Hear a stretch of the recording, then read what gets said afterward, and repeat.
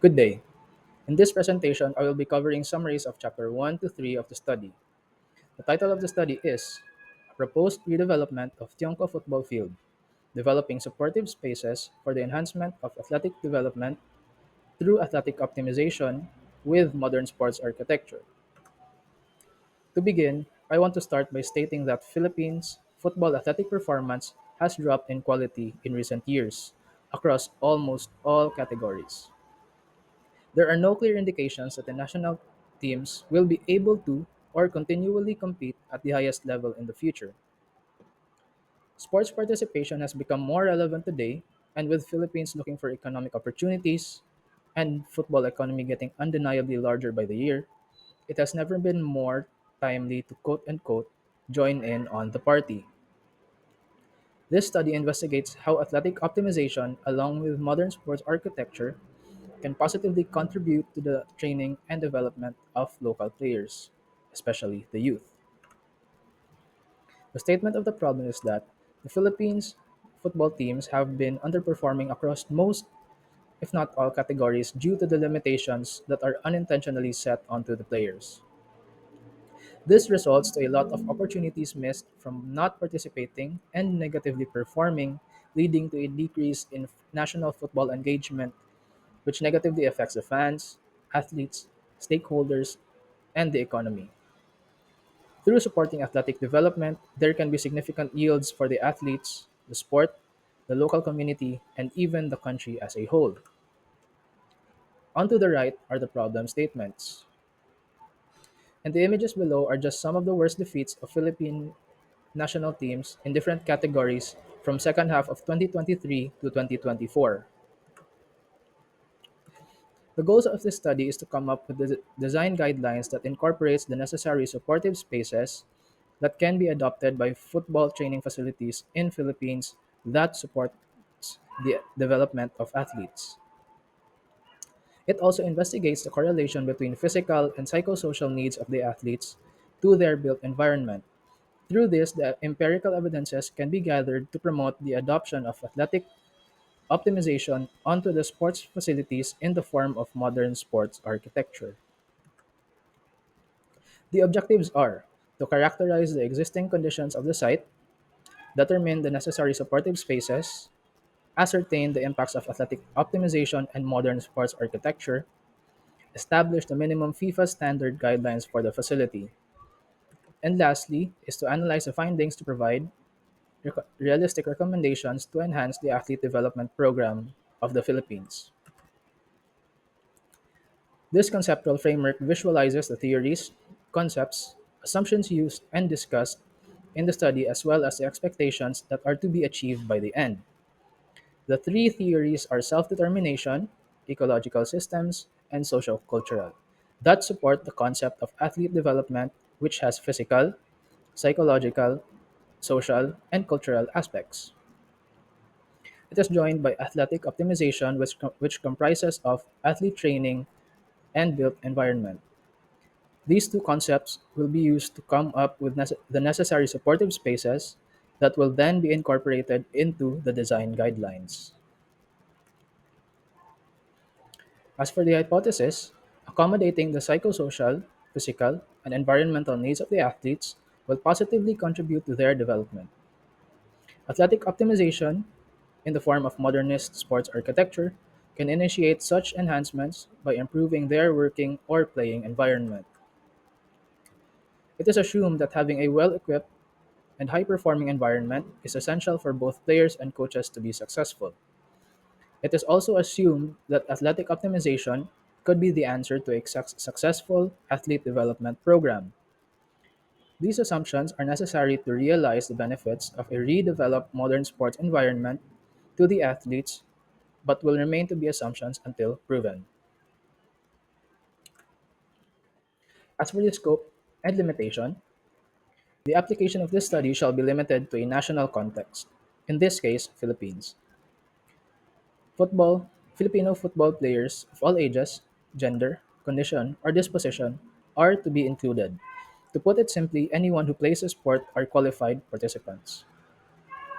This study will not cover the extracurricular curricular, or unrelated events and introduction of other sports or non-football playing athletes since these are outside the bounds of football athletic development. This research contributes to sports architecture by providing empirical evidences of how football facilities, paired with athletic optimization, positively contribute to the development of football athletes. This study hopes to provide guidelines on how to better serve the athletes of the country, especially football players, in hopes of propelling them into their world class potential. The review of related literature will be subdivided into seven components, five of which are taken from the title of the topic, namely redevelopment, supportive spaces, athletic development, athletic optimization, and modern sports architecture. This is the complete list of the seven subchapters of the literature review. General overview of football, covering the international to national and economic context. Redevelopment, enumerating the different types of redevelopment and selecting the one that best suits the proposal. Football facilities covers the existing literatures regarding the football facilities as an athletic environment and the benefits of its utilization. Supportive spaces will discuss the necessary infrastructure or environmental features that are required for a successful athletic development program. Athlete development covers an in depth discussion on the developmental concepts relating to the individual or the athletes themselves. Athletic optimization discusses external factors or concepts that have influence on the athletes and their development. And modern sports architecture simply covers the architectural concepts that are related to the proposed athletic facility.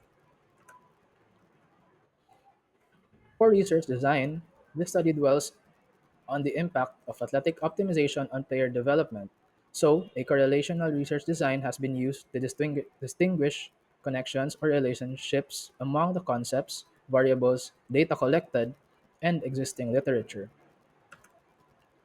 The subject for this research are Filipino football players of all categories, specifically those who use the Chonko football field often and consistently. Although other football related personalities such as coaches, sports, experts, fans, and alike might qualify as participants, the players are the focus for this study.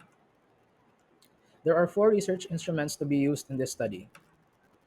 Surveys and questionnaires are used to collect figurative responses from the chosen participants. It will be recorded to provide statistical figures to the data. Interviews are helpful to gather reliable and heartfelt feedback from experts and qualified participants through verbal communication with the guidance of relevant questions or topics. Observation will be conducted during site visits to document the actual conditions, situations, and interactions happening on the site itself and the research subjects.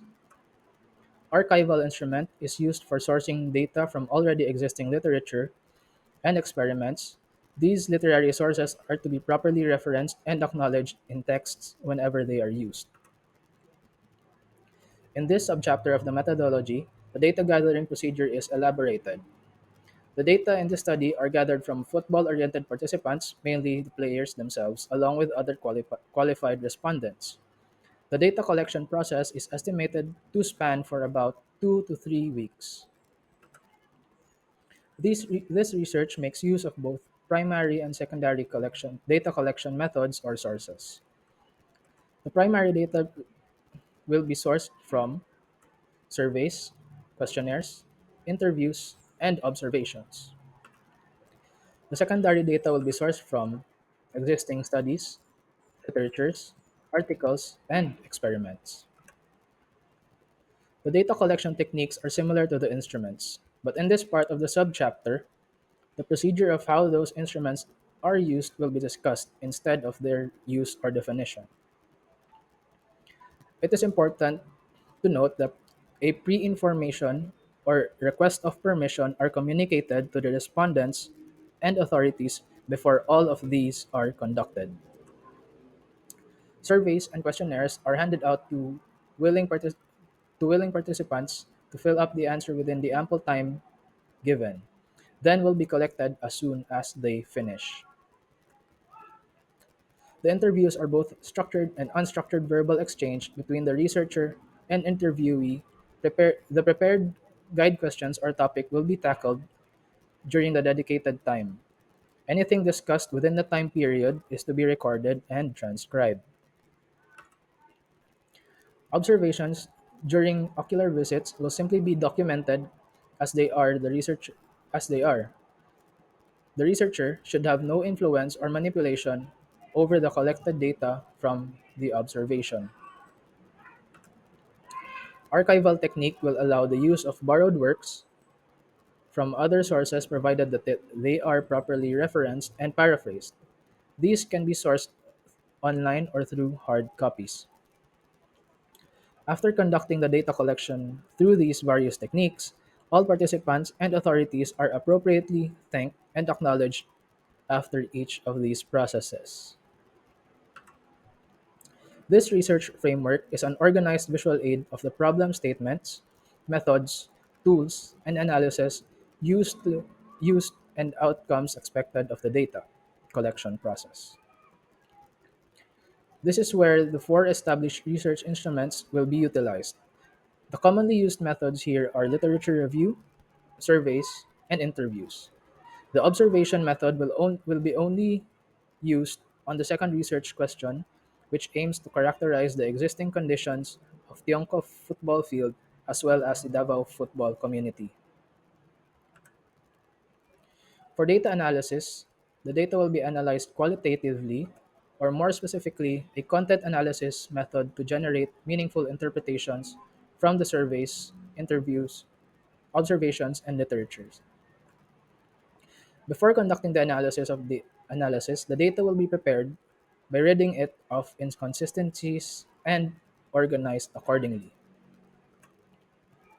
Many tools and software are used for the storing, organizing, and analyzing the data such as MS Forms, MS Excel, MS Word, and Google Drive. The steps used for analyzing the data will be data cleaning, descriptive analysis, cross-analysis, data visualization, and data presentation. The data comprising of transcripts, figures, literature, and images will be organized into textual, graphical, and tabular formats to be digestible to the broader audience. These are the components of ethical considerations that all researchers should follow when conducting a study.